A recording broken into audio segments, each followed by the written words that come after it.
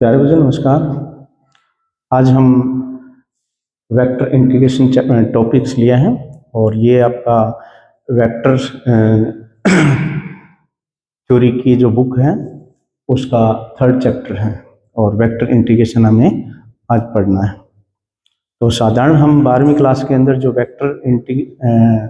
जो साधारण रियल नंबरों का इंटीग्रेशन या डेरिवेटिव पढ़ के आते थे वैसे ही इसका वेक्टर इंटीग्रेशन निकालते हैं। बट फर्क इतना ही यही है कि यहाँ पर जो फंक्शन होता है वो रियल ना लेकर वेक्टर लिया जाता है। ओके, तो लेट्स सपोज कोई हमारे पास फंक्शन है वेक्टर फंक्शन। हाँ, वहां पर हम रियल फंक्शन जो लेते थे वो हम x में रिप्रेजेंट करते थे एफ एक्स। यहाँ पर वेक्टर फंक्शन रिप्रेजेंट करेंगे एफ टी से। ठीक है, तो ये हमारे पास एफ टी कोई वेक्टर फंक्शन है। वेक्टर फंक्शन है तो उसमें हमें पता है कि डायरेक्शन का महत्वपूर्ण रोल होता है। तो वेक्टर कैसे लेते हैं, जैसे F1 T I, F2 T जे और F3 टी के, ये हमारे पास कोई वेक्टर फंक्शन है। ठीक है, अब इसका इंटीग्रेशन हमें करना है तो दोनों और इंटीग्रेशन करेंगे तो एफ टी और टी के रिस्पेक्ट में, टी जहां पर रियल नंबर है। ठीक है, तो दोनों और इंटीग्रेशन कर देंगे F1 टी और डी टी आई प्लस में F2 टी डी टी जे प्लस में F3 टी डी टी और ये के। ठीक है, ये इंटीग्रेशन हो गया हमारे पास।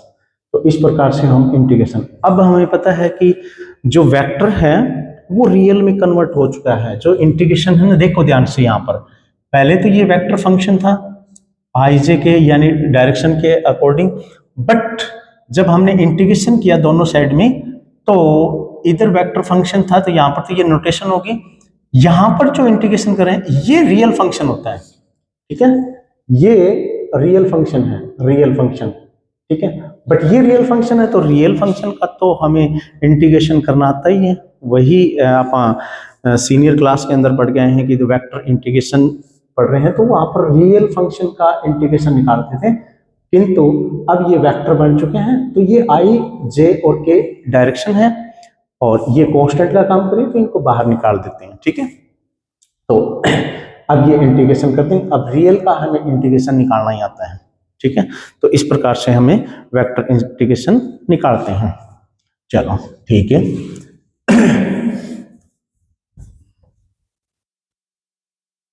अच्छा फिर उसके बाद में कहता है कि कोई फंक्शन एफ टी है।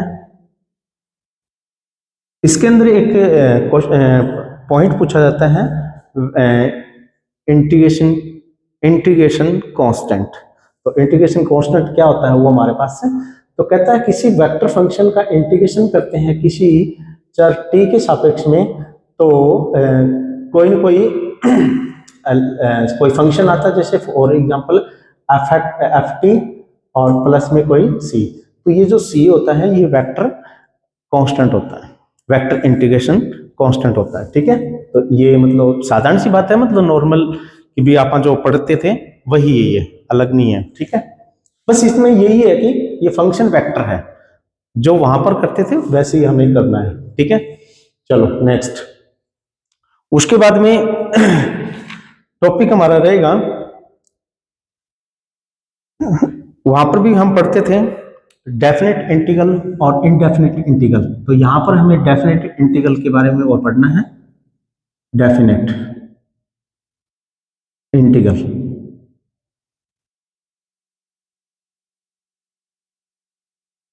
डेफिनेट इंटीग्रल तो किसी फंक्शन का इंटीग्रेशन करते हैं, कोई वेक्टर फंक्शन एफ टी का इंटीग्रेशन करते हैं किसी लिमिट ए से लेकर और ये बी तक। ये लिमिट किस चीज की है, जो ये वेरिएबल टी है उसकी लिमिट होती है ए से लेकर बी तक। ठीक है, तो हमें जानते हैं कि इसका इंटीग्रेशन क्या हुआ था हमारे पास से, लेट्स सपोज एफ टी आया था और उसके अंदर लिमिट हम लगा देंगे ए से लेकर बी तक, यानी इसका इंटीग्रेशन निकल चुका है। ए एफ टी और ए से लेकर और बी तक इंटीग्रेशन करेंगे, फिर हम अपर लिमिट पुट कर देते हैं तो एफ बी माइनस में एफ ए। इसमें वेक्टर कांस्टेंट नहीं आता है, वेक्टर इंटीग्रेशन कांस्टेंट नहीं आता है, क्यों? आपको पता है कि डेफिनेट इंटीग्रल में वेक्टर कांस्टेंट नहीं आता। ठीक है, चलो अब हमें कुछ एग्जाम्पल लेंगे। एग्जाम्पल करने से पहले थोड़ा सा एक रिजल्ट और है वेक्टर के अंदर, वो रिजल्ट और कर लेते हैं जो हमें इंटीग्रेशन करने में हेल्प करेंगे। ठीक है, वो क्या चीज है देखते हैं, कुछ सम इंपॉर्टेंट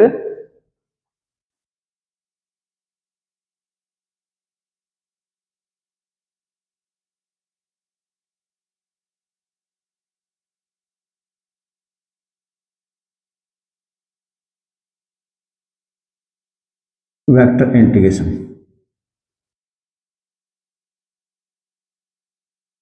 क्या रिजल्ट है? कुछ इंटीग्रेशन हम डायरेक्ट निकाल लेते हैं, उसमें हमें डायरेक्ट हम रिजल्ट को लिख सकते हैं। क्या? नंबर एक, किसी फंक्शन का इंटीग्रेशन, लेट्स सपोज, इससे पहले आप एक सपोज कर लेते हैं कि दो वेक्टर फंक्शन है फाई एंड एफ, दो वेक्टर फंक्शन है।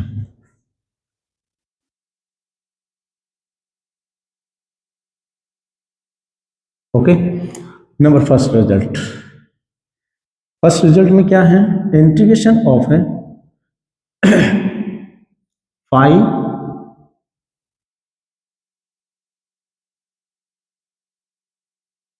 प्लस में एफ डॉट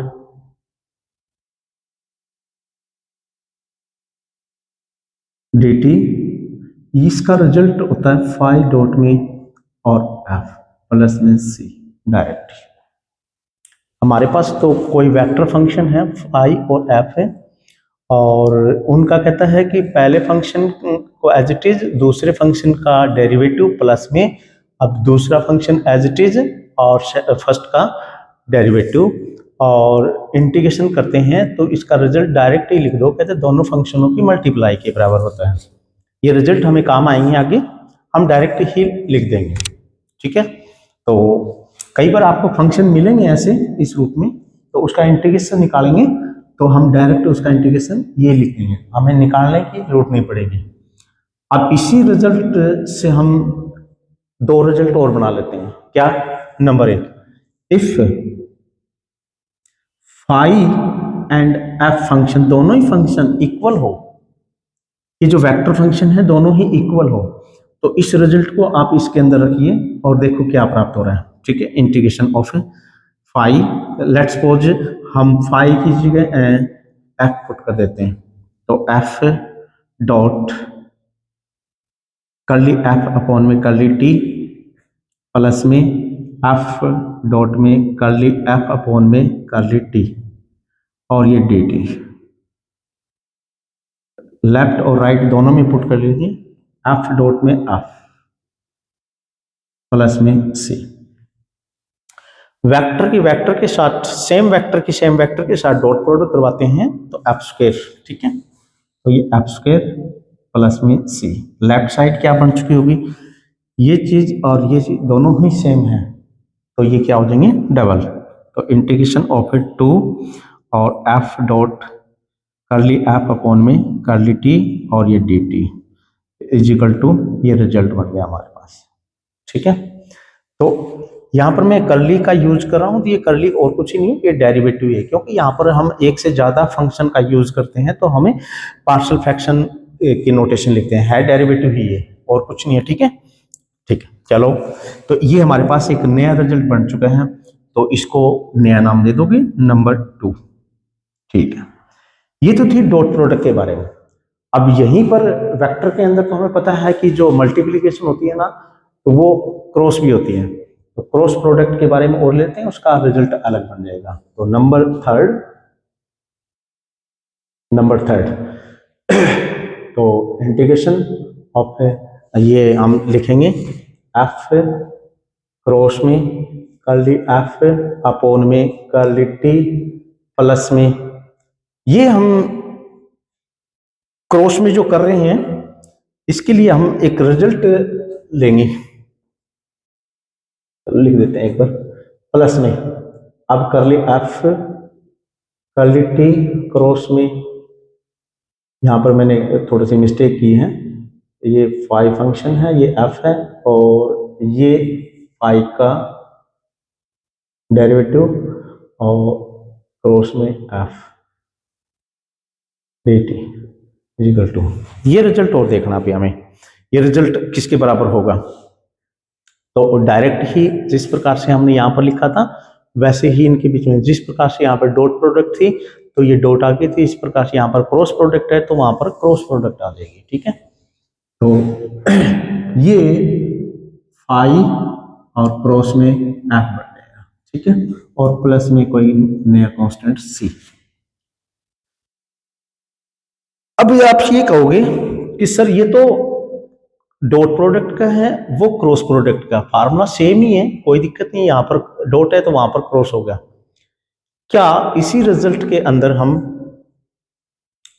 जैसे दोनों फंक्शन सेम किया तो वहां पर भी दोनों सेम कर दे, दोनों सेम सेम करके देख लो इसमें क्या बनेगा, दोनों ही सेम करेंगे तो वो रिजल्ट क्या बनने वाला है इसका करके देख लेते हैं अपन। तो फाई और एफ अगर सेम फंक्शन हो दोनों ही तो रिजल्ट देखते हैं क्या बनता है। तो फाई क्रॉस में curly phi over curly t plus में कर्ली फाई और कर्ली टी और क्रॉस में और ये फाई और ये डी टी इक्वल्स टू ये फाई और क्रॉस में और ये फाई प्लस में सी। ठीक है, आप एक रिजल्ट जानते हैं 12वीं क्लास के अंदर से, दो फंक्शन अगर सेम है तो क्रॉस प्रोडक्ट उनकी जीरो। तो क्या ये वास्तव में लेफ्ट साइड भी जीरो होगी? ये हाँ, ये भी जीरो है। क्यों? देखिएगा, इसको लेफ्ट में इसको राइट में, मतलब हमने इंटरचेंज करना है तो चेंज करेंगे तो एक माइनस का फर्क पड़ेगा। ठीक है, तो ये इससे कैंसिल होगा तो यानी जीरो। तो ये रिजल्ट हम यूज नहीं करेंगे। तो कोई क्यों, लेफ्ट साइड और राइट साइड जीरो बन चुकी है, तो यानी इस डॉट प्रोडक्ट के अंदर तो हमें दोनों फंक्शनों को सेम कर दिया था तो रिजल्ट हमारे पास ये बना था। बट ये क्रॉस प्रोडक्ट के अंदर ये रूल नहीं करना हमने। ठीक है भाई, हमने चेक करना था कि वास्तव में जैसे इससे ये फार्मूला बना है तो क्या इससे ये फार्मूला बन जाएगा इस जैसा ही, बस फर्क तो डॉट का ही है, वहां पर क्रॉस का है, यहाँ पर डॉट है, तो क्या फर्क पड़ेगा।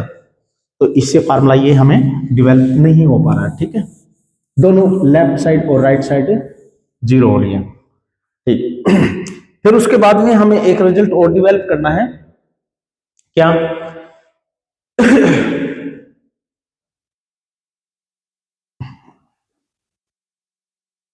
इंटीग्रेशन ऑफ ए कोई कांस्टेंट वेक्टर है क्रॉस में और कर्ली एफ अपॉन में कर्ली टी और ये डी टी है, ये किसके बराबर रिजल्ट होगा, इसका रिजल्ट हमने देखना है। तो देखिए क्या बनेगा, ये कहता है कि a vector as it is, constant vector as it is, और क्रॉस में ये वेक्टर एफ प्लस में कांस्टेंट सी। ठीक है, इसका प्रूफ भी देख लेते हैं, करके देख लेते हैं। चलो देखते हैं। आपको पता है कि लेफ्ट साइड में इंटीग्रेशन है, राइट साइड में अगर हम ये लेके जाएंगे तो ये डेरिवेटिव में कन्वर्ट हो जाएगा, डेरिवेटिव में कन्वर्ट हो जाएगा। ठीक है, तो रिजल्ट देखिएगा। मैं एक काम करता हूँ, इसका डेरिवेटिव निकाल के देखता हूँ। तो ए क्रॉस में एफ है डेरिवेटिव और प्लस में सी करके देखते हैं।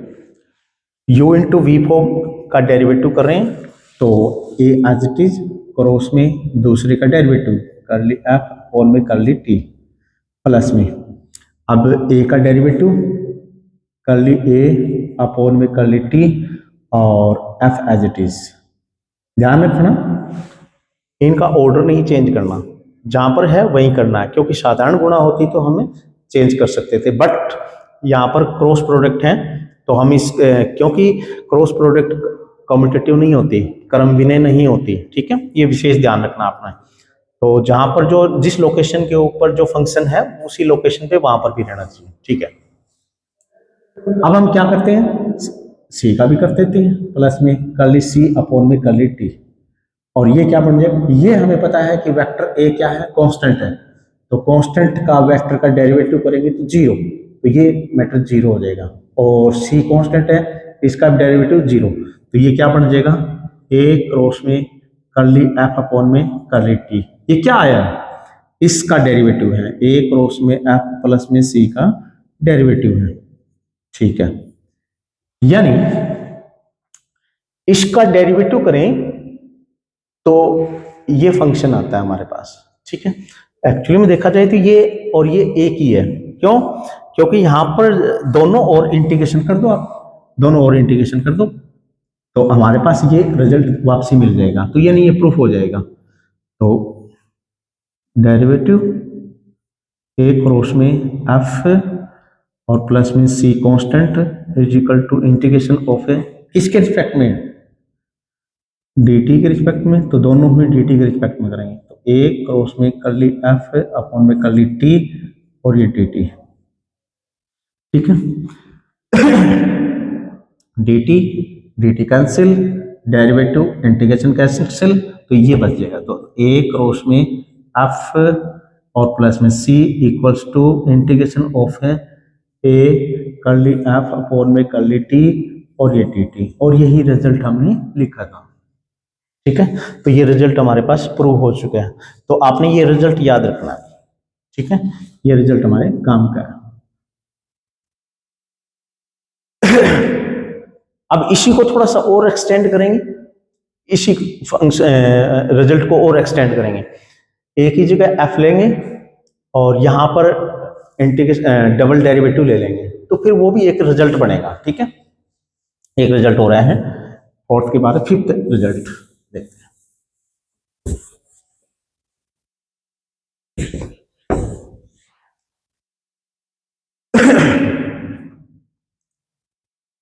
फिफ्थ रिजल्ट, तो एफ क्रॉस में और कर्ली स्क्वायर एफ है curly T square D T, ये रिजल्ट क्या बनेगा, तो ये रिजल्ट ये कहता है कि एफ क्रॉस में और कर्ली एफ अपॉन में कर्ली टी और प्लस में सी के बराबर होगा, ठीक है। ये और ये रिजल्ट सेम ही है, क्या, कैसे, यहां पर कोई फंक्शन है, वहां पर ए कांस्टेंट था, यहां पर मैंने फंक्शन ले लिया, ठीक है।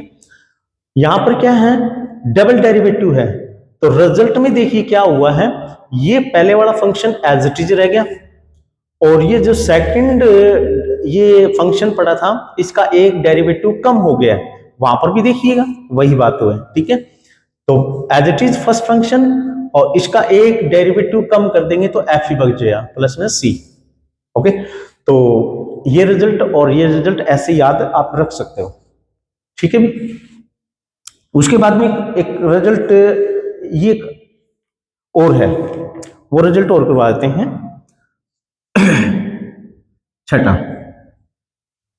क्या कहता है कि यूनिट वेक्टर का इंटीग्रेशन के बारे में बात करेगा वो, यानी यूनिट जो वेक्टर होता है ना वो किसका इंटीग्रेशन होता है, तो वो डेवलप हमने करना है, ठीक है। इसमें हम पहले नहीं लेके चलेंगे, वो फार्मूला याद नहीं रहेगा हमें।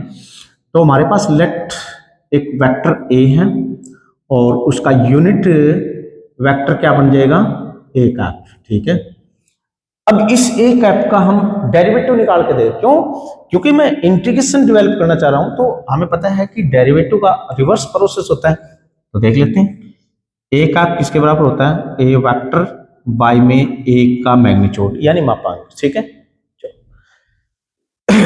हम दोनों डेरिवेटिव करते हैं, यहां पर दोनों साइड में डेरिवेटिव करेंगे, तो derivative of A cap is equal to derivative of A vector over A, ठीक है। यहां पर जो वेक्टर ए है डिफरेंशियल है, ठीक है, ध्यान रखना कि भी कांस्टेंट का हम नाम नहीं लेंगे, कोई भी वेक्टर है और वो डिफरेंशियल है, ठीक है। आप सोचोगे सर कांस्टेंट है तो जीरो हो जाएगा, नहीं, क्योंकि मैं पहले बोल दिया कि भी ए वेक्टर है वो डिफरेंशियल है जिसका हम अवकलन कर सकते हैं। अवकलन करें तो ये ए का square over a as it is, second क्या है इस ऊपर वाले का derivative, derivative of A vector minus में a vector as it is और नीचे वाला फंक्शन का डेरिवेटिव ए मैग्नीट्यूड। ध्यान रखना है इस वेक्टर, ये वेक्टर है और ये मैग्नीट्यूड वाला, ठीक है, इस वेक्टर का मैग्नीट्यूड है, ठीक है। ये तो हमारे पास ये रिजल्ट क्या आ गया, ये और ये इक्वल है, लिख दो dt, यानी हम एक नया फार्मूला डेवलप कर रहे हैं इंटीग्रेशन का, ठीक है। ए, और इसको लिखने का जो तरीका क्या है, मैं थोड़ा सा अलग लिख देता हूं, इसको लिखिए 1/a² ए और d ए वेक्टर अपॉन में dt, और माइनस में इसको लिखने का तरीका क्या होगा, ए वेक्टर और डी ए मैग्नीट्यूड वेक्टर और dt, ठीक है। अब ये डेरिवेटिव को दोनों ओर इंटीग्रेशन कर दो, ठीक है, दोनों ओर इंटीग्रेशन करने पर with respect to t dt और ये dt, ठीक है। अब हमें पता है कि डेरिवेटिव इंटीग्रेशन कैंसिल तो ए कैप बचेगा। यहां पर हमें एक काम और कर सकते थे, कोई कांस्टेंट भी ले सकते थे उस, ठीक है, प्लस में कोई कांस्टेंट भी ले सकते थे, कोई दिक्कत नहीं है, क्योंकि हमें पता है कि उस कांस्टेंट का डेरिवेटिव करेंगे तो जीरो आना है, ठीक है। तो यहां पर लिखने से तो ये क्या बन चुका है, कैंसिल हो गया डेरिवेटिव और डेरिवेटिव ये कैंसिल हो गया, तो यानी ए कैप प्लस में c vector is equal to, और ये इंटीग्रेशन यहाँ पर ये मैग्नीट्यूड है और ये इसके नीचे अलग अलग कर देंगे, तो ये क्या बन जाएगा 1/a D A vector upon में डी टी माइनस में, और यहाँ पर हमें पता है कि कैंसिल नहीं हुआ, ये वेक्टर है ये मैग्नीट्यूड है, ओके। तो a vector over a square और डी ए अपॉन में डी टी और with respect to d t, ठीक है। तो ये नया फार्मूला डेवलप हो गया, ठीक है। देखो क्योंकि ये चीजें याद रखनी बहुत मुश्किल थी, तो हमने एक ये डेरिवेटिव के साथ से, मतलब मैंने इस फार्मूले को डेवलप किया है, ठीक है। तो सीधी सी बात है, इस मैटर का इंटीग्रेशन करेंगे तो एक यूनिट वेक्टर आएगा, ठीक है। तो आप इसको याद नहीं रख सकते, आप एक काम कीजिएगा, यूनिट वेक्टर का डेरिवेटिव निकाल के देख लीजिए। यूनिट वेक्टर का डेरिवेटिव निकाल के देखोगे ना, तो यूनिट वेक्टर को अपन ने इसमें कन्वर्ट कर दिया, दोनों और डेरिवेटिव कर देंगे, तो हमारे पास एक ये इंटीग्रेशन डेवलप हो जाएगा, ठीक है। तो ये इसके बराबर होता है, बाकी इसका यूज बहुत कम होता है, फिर भी हमें पता होना चाहिए, ठीक है। अब हम इन फार्मूलों की हेल्प से कुछ एग्जाम्पल सॉल्व करते हैं, और वो एग्जाम्पल देखिए क्या। तो अगर इनकी हेल्प नहीं लेंगे तो हमारे पास वेक्टर का इंटीग्रेशन करना थोड़ा सा मुश्किल होगा। साधारण रियल फंक्शनों का इंटीग्रेशन करते हैं तो वहां पर हमें दिक्कत नहीं होती, बट वेक्टर के अंदर हमें थोड़ी सी प्रॉब्लम हो जाती है, ठीक है। क्यों? क्योंकि जैसे क्रॉस प्रोडक्ट का इंटीग्रेशन कर रहे हैं, तो वहां पर हमें पता है क्रॉस प्रोडक्ट जब खोलते हैं तो उसका प्रोसेस अलग होता है, ठीक है। तो वो क्रॉस प्रोडक्ट ही नहीं निकलेगी तो फिर उसका इंटीग्रेशन तो बहुत मुश्किल हो जाएगा, ठीक है।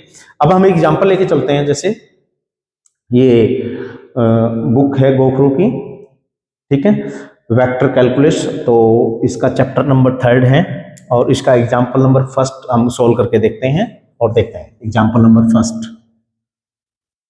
एग्जांपल नंबर 1 क्या दिया बंदे ने कि कोई फंक्शन है एफ टी, और उसका आपने इंटीग्रेशन करना है टी के रिस्पेक्ट में, ठीक है। और एफ टी क्या दे रखे हैं, टी माइनस में टी स्क्वेयर, टी माइनस में टी स्क्वेयर आई प्लस और 2t क्यूब जे प्लस में और माइनस में 3 के, ये फाइंड आउट करना है हमें, और कोई लिमिट वगैरह नहीं दे रखी है, चलो निकाल देते हैं। तो हमें पता है कि इस वेक्टर फंक्शन को यहाँ पर हमें पुट करना है, और पुट करते ही तो अलग अलग के ऊपर इंटीग्रेशन हो जाएगा, ठीक है। तो कर लेते हैं, देखिएगा एफ टी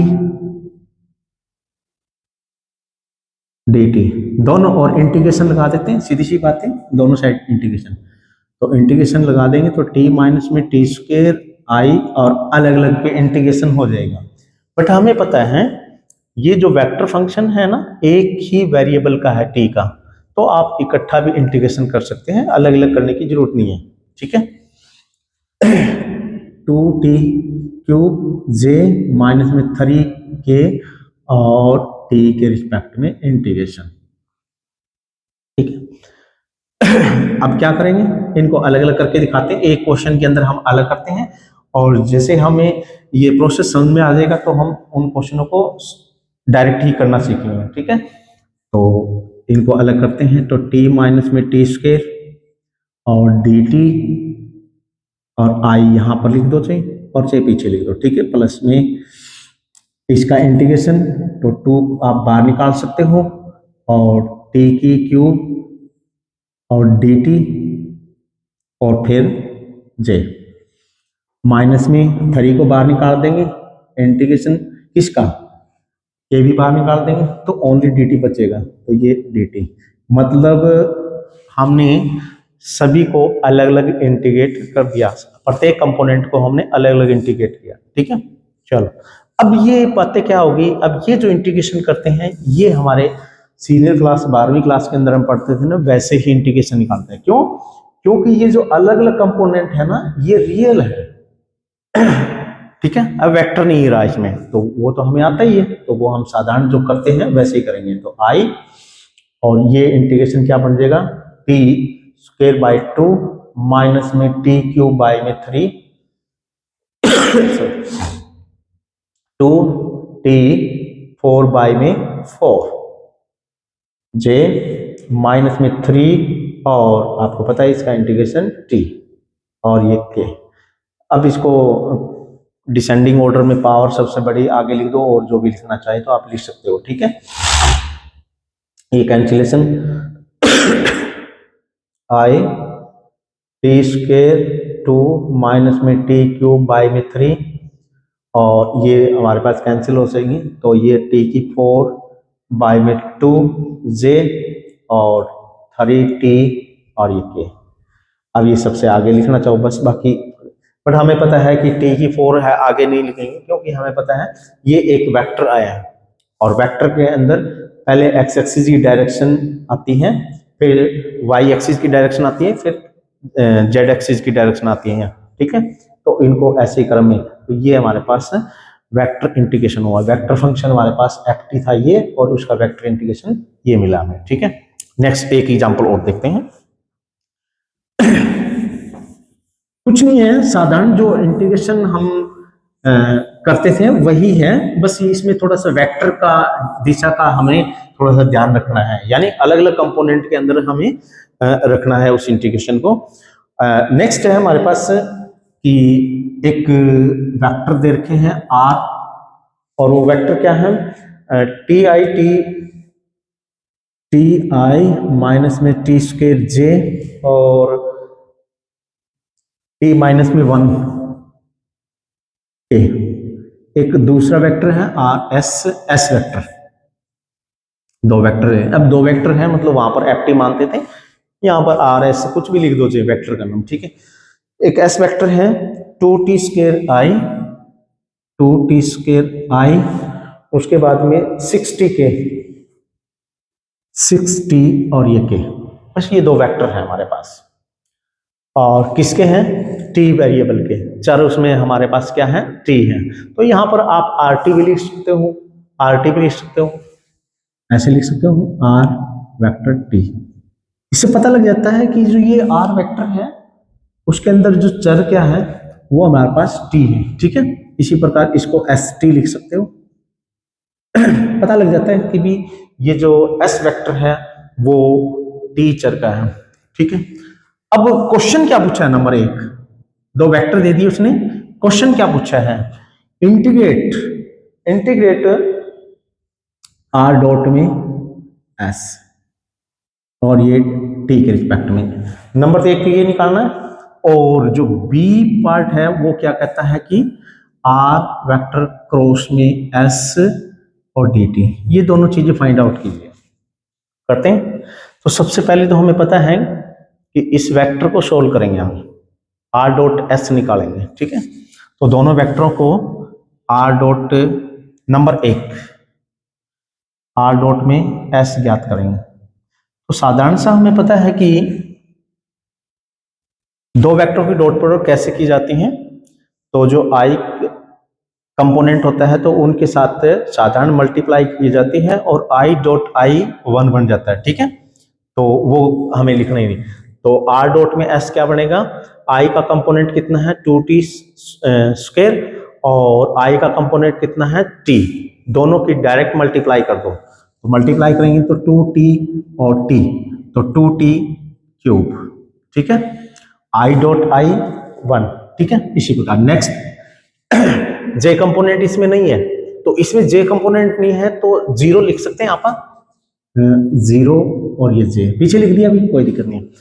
तो इसका कंपोनेंट कितना जीरो और इसका कितना माइनस में टी स्क्वायर, दोनों की मल्टीप्लाई करेंगे तो जीरो और जे डॉट जे 1, ठीक है। 1 इंटू में जीरो फिर जीरो, तो वो तो जीरो लिखने की जरूरत नहीं है।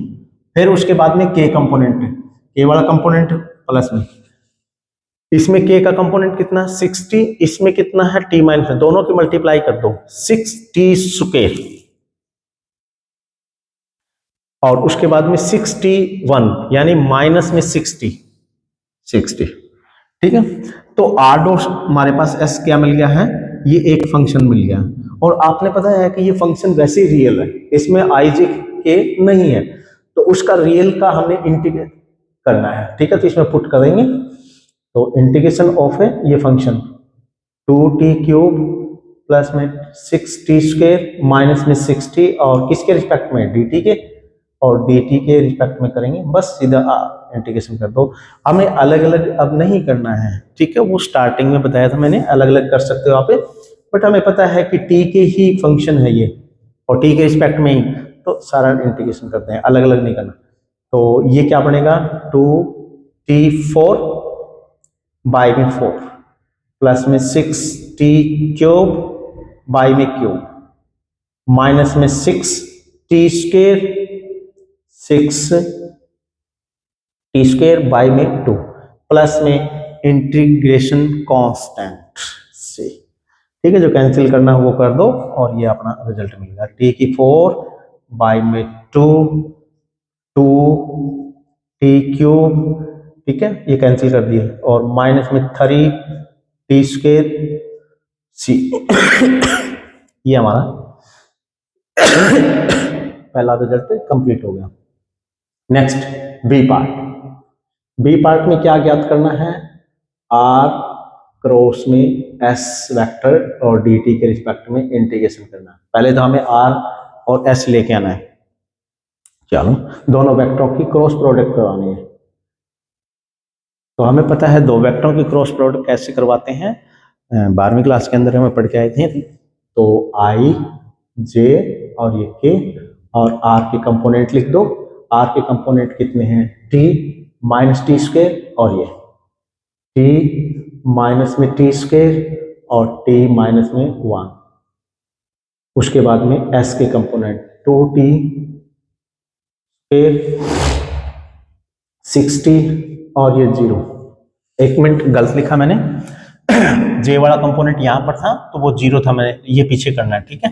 तो 60 पीछे करेंगे 60 और ये 0, ठीक है। तो ये आप सोल्व करेंगे, ये आई वाला कंपोनेंट क्या बनेगा, इसको इसके साथ मल्टीप्लाई माइनस में 6t क्यूब और ये 0, बस माइनस में जे और इसको छोड़ेंगे और इसको छोड़ेंगे, तो इसके इसके साथ 6t स्क्वायर और इसके साथ मल्टीप्लाई करेंगे माइनस के साथ, माइनस में 2t3 और माइनस और ये माइनस प्लस, क्योंकि नीचे से ऊपर करते हैं तो माइनस लगाते हैं और एक माइनस पहले से ही है, तो 2t स्क्वायर, ठीक है। उसके बाद में के कंपोनेंट और करेंगे तो यानी ये क्या बनेगा के, और इसको इसके साथ मल्टीप्लाई 0 और ये करेंगे तो प्लस का 2t4, इसको सही ढंग से लिख सकते हैं आप, माइनस में 6t क्यूब आई और इसको पढ़ने दो बस, ठीक है। प्लस में करना चाहे तो आप कर सकते हो। क्या आप लिखेंगे, ये सारे माइनस के हैं तो 2t³ प्लस का, और ये इकट्ठे कर देंगे, 6 2 8 माइनस में 8t² और ये जे, उसके बाद में 2t4 और ये, तो ये हमारे पास क्या बना है, r क्रॉस में s है। अब इसका इंटीग्रेशन करना है। सबसे पहले तो हमें r क्रॉस में s निकालना पड़ेगा। अब इसका इंटीग्रेशन करेंगे। ये क्या है भाई, r क्रॉस में s, और इसका इंटीग्रेशन कर दें दोनों साइड में dt के रिस्पेक्ट में, इसका भी कर देंगे और dt के रिस्पेक्ट में। हमें अलग अलग कंपोनेंट अलग अलग इंटीग्रेशन नहीं करना है, ठीक है, अलग अलग मत करो, यही कर दो, ठीक है। तो ये इंटीग्रेशन करेंगे तो माइनस में 6 कांस्टेंट है, t4 बाई में 4 और i, इसका करेंगे प्लस में 2t4 बाई में 4 माइनस में 8t³ बाई में क्यूब और ये z, प्लस में 2t5 बाई में 5 और ये k। बस यही था रिजल्ट हमारे पास। अगर कोई लिमिट दे देता तो हम लिमिट भी पुट कर सकते थे, ठीक है। हाँ, एक चीज और हम बोल रहे हैं इसमें, इंटीग्रेशन कांस्टेंट से। हाँ, एक बात ध्यान रखना, ये जो कांस्टेंट होता है ये भी वेक्टर होता है, ध्यान रखना। वहां पर हम जो इंटीग्रेशन करते थे रियल फंक्शनों का करते थे, तो जो कांस्टेंट लिखते थे वो रियल लिखते थे, बट यहां पर हमें जो कांस्टेंट लिखते हैं वो वेक्टर कांस्टेंट होता है। अगर ये वेक्टर है तो ये भी वेक्टर कांस्टेंट है। एक्चुअली में मैं लिखूंगा यहां पर वेयर जो c कांस्टेंट है वो एक्चुअली में इस तरह का है, c1i c2j और c3k, ठीक है। एक्चुअली में ये है वो, क्यों, क्योंकि आपने पता है कि वेक्टर का इंटीग्रेशन किया है तो जो कांस्टेंट आएगा वो भी वेक्टर का ही आएगा, ठीक है। तो ऐसे हम इंटीग्रेशन निकालते हैं वेक्टरों का। साधारण है, मतलब ज्यादा नहीं है कि भी अपने कंपोनेंट को अलग अलग इंटीग्रेट करना है, सबसे हमने अलग अलग इंटीग्रेट करेंगे और रियल में हमें कन्वर्ट हो जाएगा क्वेश्चन, तो रियल में हमें करना ही आता है। तो इस प्रकार से हम वेक्टर का इंटीग्रेशन करेंगे, ठीक है। तो ये समझ में आएगा कि आपको पता लग गया होगा कि वेक्टर का इंटीग्रेशन कैसे करते हैं, कि किस चीज का हमें ध्यान रखना है, बाकी कुछ नहीं है। जो 12वीं क्लास के अंदर आपने जो इंटीग्रेशन पढ़ा था वही, और जो वेक्टर पढ़ा था, तो वेक्टर के क्राइटेरिया क्या होते हैं उनको भी हमने ध्यान में रखना है, और इंटीग्रेशन के क्राइटेरिया क्या होते हैं वो भी हमें ध्यान रखने हैं, ठीक है। तो इस प्रकार से हम इंटीग्रेशन करेंगे। तो आई होप ये आपको समझ में आया होगा। तो नेक्स्ट टाइम हम इसके एक दो एग्जाम्पल और करके देखेंगे, थोड़ा सा लेवल बढ़ाएंगे एग्जाम्पल का, तो वो हम नेक्स्ट टाइम करते हैं।